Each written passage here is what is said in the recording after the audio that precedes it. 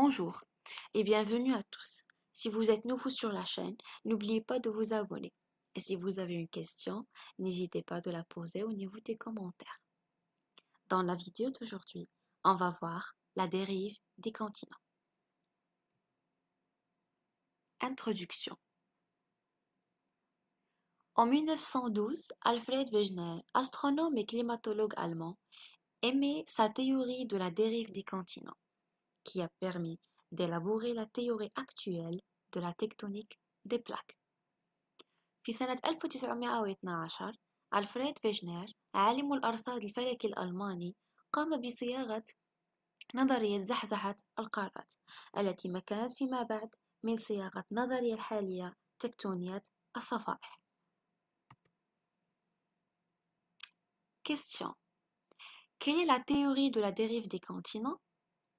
Quels sont les arguments proposés par Alfred Wegener pour soutenir sa théorie?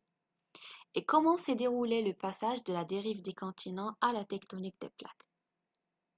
ما هي نظرية زحزحة القارات؟ ما هي البراهين التي اقترحها ألفريد لتدعيم نظريته؟ وكيف تم المرور من نظرية زحزحة القارات إلى نظرية تكتونية الصفائح؟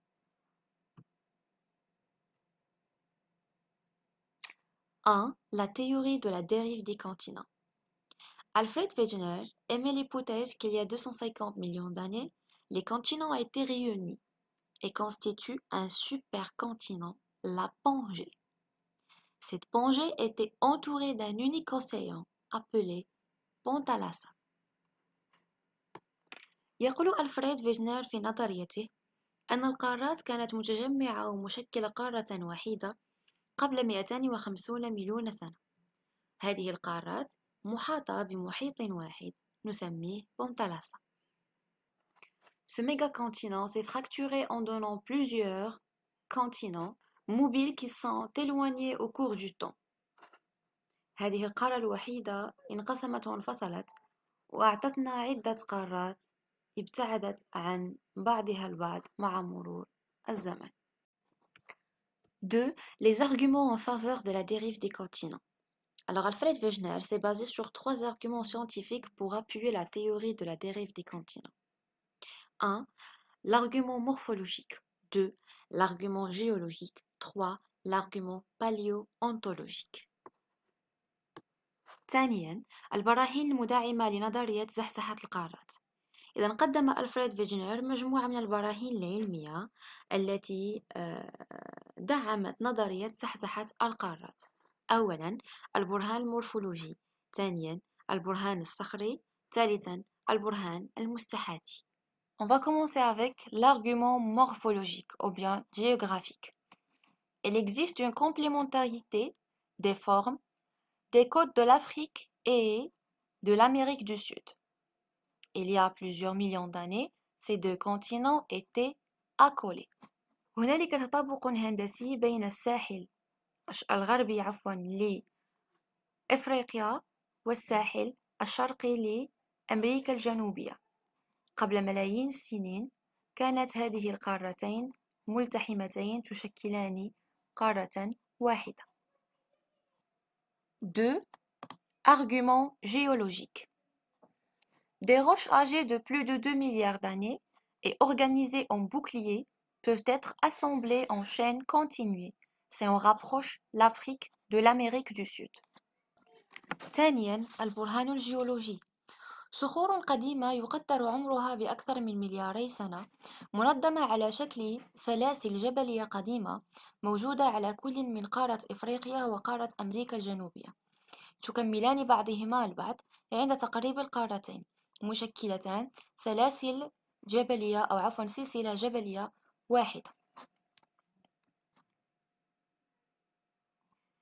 Les 3 chaînes de montagnes, les Appalaches en Amérique du Nord, la Mauritanie en Afrique et la Calédonie dans l'île britannique et Scandinavie, possèdent des structures géologiques identiques, se sont formées en même temps entre 450 et 400 millions d'années. Ces 3 chaînes forment une seule chaîne continue si on rapproche les continents.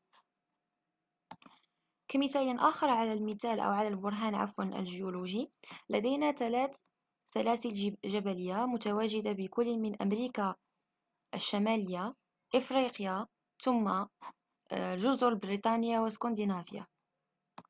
هذه السلاسل الجبلية تحتوي على نفس المكونات الصخرية، ولها كذلك نفس العمر، أي أنها تشكلت قبل 450 إلى 400 مليون سنة.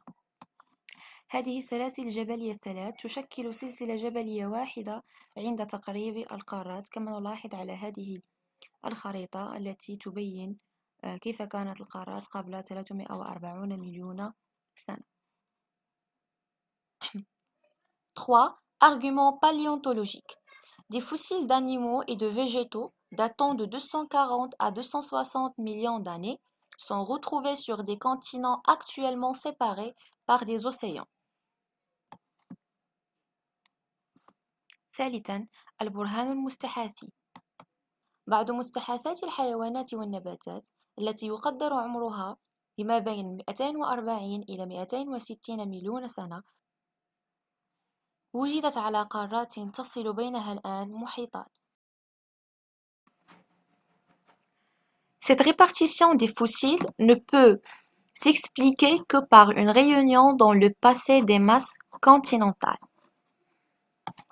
توزيع المستحاثات على القارات المختلفة التي تفصل بينها الآن محيطات، أي في الفترة الحالية، لا يمكن تفسيره إلا بأن القارات في الماضي كانت فعلا مجتمعة. 3. De la dérive des continents à la tectonique des plaques. En 1930, théorie rejetée, Alfred Wegener n'a proposé aucun mécanisme satisfaisant pour expliquer les mouvements des continents. En 1960, développement d'une nouvelle technique d'étude permettant la découverte des fonds océaniques. Évolution de la dérive des continents pour devenir la tectonique des plaques. ثالثاً، من زحزحة القارات إلى تكتونية الصفائح. سنة 1930 لم يقدم ألفريد فيجنر أي آلية تفسر حركية الصفائح أو القارات، لذلك تم رفض نظريته. سنة 1960 تم تطوير واكتشاف تقنيات بحث جديدة مكنت من اكتشاف قعر المحيطات،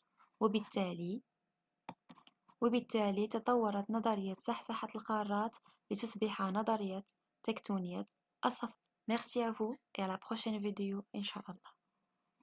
Bye.